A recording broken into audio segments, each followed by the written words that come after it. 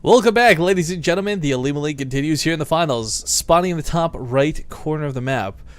We'll see just how he plans to play this game 2 out. He's down one at the moment. It's going to be the blue Zerg player, Axiom's Impact. And in the bottom left of the map, currently in America for Team Root Gaming, it is Hydra. And, oh god. Look at the top right of the map, Rifkin. Yeah, it's the pool coming down pretty darn quick, Fenner. Now this is the 7 pool spine. This one, in my opinion, is the best hatch first counter. But if it's a pool first, insta lose. No way you can win. With 10 pool Bane, sometimes you can like sneak a good Bane hit or something and try and win against the pool first. But this, it's impossible. So we're gonna have to basically look at what Hydra is doing here. Does he drop the hatch or doesn't he drop the hatch? Even if he does go for pool first, looks like he's not, God. by the way.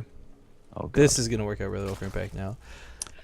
I was going to say, even if he went for pool first, the problem is sometimes you mess up with your control. Sometimes you don't have that perfect fight, and you can lose fights you otherwise should have won. But this definitely is a huge advantage for Impact coming into this. All right, the one thing Hydra's got him, just to say this game is not over yet, he does go for the 14 pool after the hatch. That is the safest hatch first you can go for.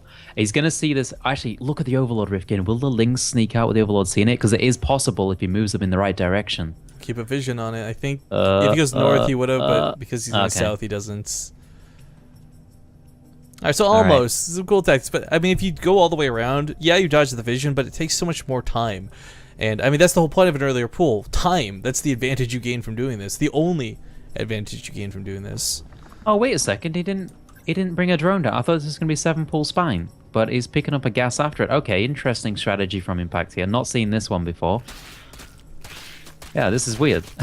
Well, he'll get a cancel at the natural, that's for sure. There's no way. Actually, you might let this live just to buy some more time, but I mean, this base is not destined to do much this game. But keeping it on the gas, I'm wondering, do you think metabolic boost or do you think Baneling Nest? I'm not sure. This is unique strategy coming out from Impact. I've not seen this one before. Like I said, I thought it was going to be 7 pool spine, which is crazy good against hatch first. But now, I don't know, man. Like, he's killed the natural, but he's still got to finish the game. He's still behind in drones. He's not winning right now. That's for sure. Yeah. He is starting to drone up a little bit behind this, though. So as he starts tagging in and he hopes that Hydra perhaps overreacts, he's not really spent anything on a Baneling Nest. He's just trying to get that drone count up, and looks like he will start taking a small lead in that regard.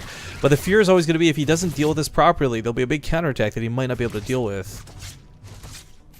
Still, the slow links versus slow links. This is so dynamic. Hydra trying to sneak that hatch down as he does have some minerals left over from cancelling it earlier. Actually, quite a lot.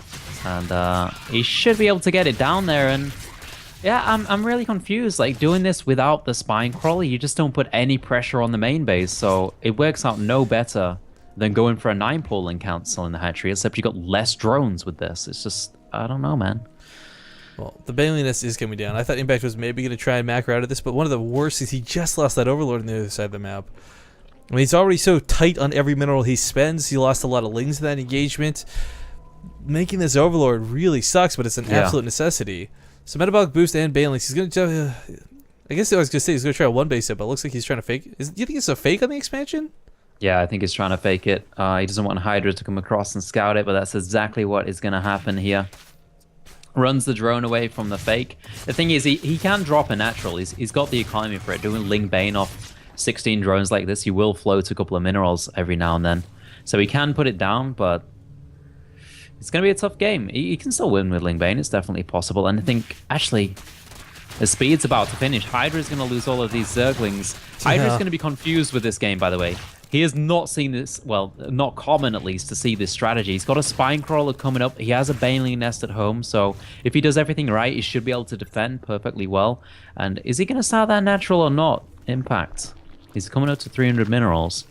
It's a big if on whether he holds this, though. You bring that point up is Banelings can be so volatile, both good and bad, depending on how this goes. I should not shout this individual out, but because the name tickled me pink, because I do love Queen Green Tea, we have a sub just joining us, Queen Green P. Best BM ever? I don't know, but Walking across the map here with these banelings, it's a lot of banelings. 5 banelings is nothing that should be underestimated, but 1 sneaks away. That should have been 2 for 3.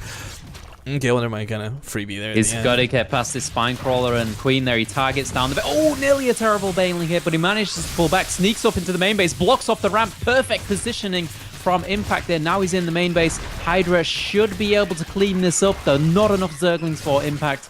And he's got the natural on the way. He's starting to drone up behind it. Very aggressive game, but... He forces out so much more out of Hydra, though. I don't know if Hydra's doing this because he wants to go for the counterattack or he's just really scared about defending. But now Impact takes a massive drone lead. His hatchery's way later, but we'll see if the couple of banelings he's got at home are enough to defend. I mean, Hydra is going for the counterattack. He did, after all, just produce 14 more lings on top of what he had.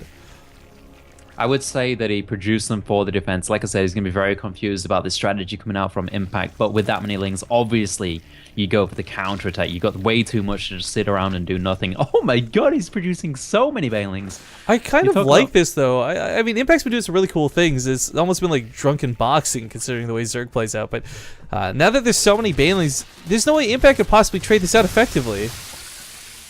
All right, he needs to split up those banelings. Hydra taking a bit of damage on those. He sneaks them up.